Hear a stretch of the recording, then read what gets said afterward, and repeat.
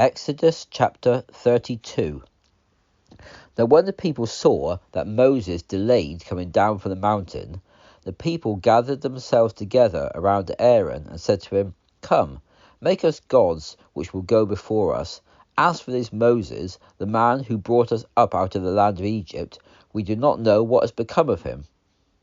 Aaron said to them, "Break off the gold earrings that are in the ears of your wives, your sons and your daughters, and bring them to me."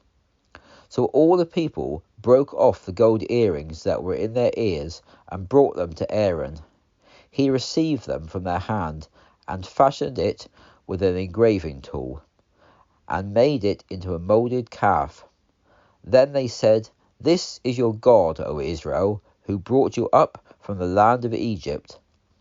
When Aaron saw it, he built an altar before it, and Aaron made a proclamation and said, "Tomorrow will be a feast to the Lord." So they rose up early on the next day and offered burnt offerings and brought peace offerings. And the people sat down to eat and to drink, and rose up to play. The Lord spoke to Moses, "Go and get down, for your people, whom you brought out of the land of Egypt, have corrupted themselves. They have quickly turned aside from the way which I commanded them. They have made for themselves a moulded calf, and have worshipped it, and have sacrificed to it, and said, 'This is your God, O Israel, which brought you up from the land of Egypt.'" Then the Lord said to Moses, "I have seen this people, and certainly it is a stiff-necked people. Now therefore let me alone, so that my wrath may burn against them, and I may destroy them. And I will make of you a great nation." But Moses sought the favour of the Lord his God, and said, "Lord, why does your wrath burn against your people, whom you have brought forth from the land of Egypt with great power and with a mighty hand?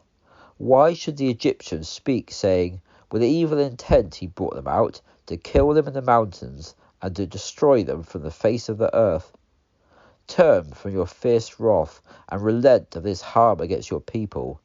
Remember Abraham, Isaac, and Israel, your servants, to whom you swore by yourself, and said to them, 'I will multiply your descendants as the stars of the heavens, and all this land I have spoken of will I give to your descendants, and they will inherit it forever.'" Then the Lord relented of the harm which he had said he would do to his people. Moses turned and went down from the mountain with the 2 tablets of testimony in his hand. The tablets were written on both their sides. They were written on one side and on the other. The tablets were God's work, and the writing was God's writing, engraved on the tablets. When Joshua heard the noise of the people as they shouted, he said to Moses, "There is a sound of war in the camp."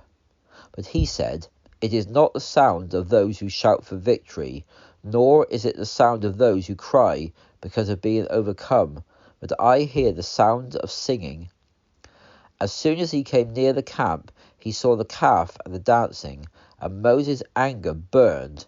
So he threw the tablets from his hands and shattered them at the bottom of the mountain. Then he took the calf which they had made and burned it in the fire, ground it to powder, and scattered it on the water, and made the children of Israel drink it.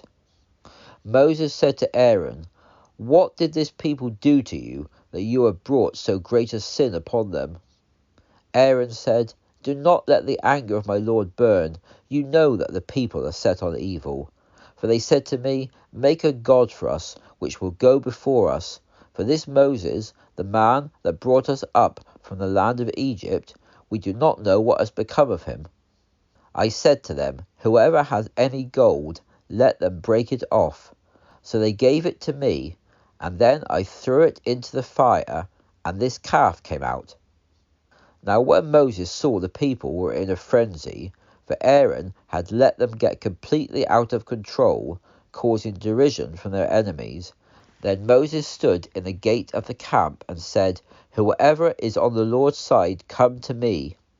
And all the Levites gathered themselves together around him. He said to them, "Thus says the Lord, the God of Israel, every man fasten his sword at his side, and go back and forth from gate to gate throughout the camp. Let every man kill his brother, and every man his friend, and every man his neighbour." The Levites did according to the word of Moses, and about 3,000 men of the people died that day. For Moses had said, "Consecrate yourselves to the Lord, that he may bestow a blessing on you this day. For every man opposes his son and his brother." On the next day Moses said to the people, "You have committed a great sin, and now I will go up to the Lord. Perhaps I can make atonement for your sin." Then Moses returned to the Lord and said, "Oh, this people has committed a great sin, and have made a god of gold for themselves. Yet now, if you will, forgive their sin, but if not, I pray, blot me out of your book which you have written." Then the Lord said to Moses, "Whoever has sinned against me, I will blot him out of my book. So go now, lead the people to the place of which I have spoken to you. Indeed, my angel will go before you. Nevertheless, in the day when I punish, I will indeed punish them for their sins." And the Lord plagued the people because they had made the calf, the one that Aaron made.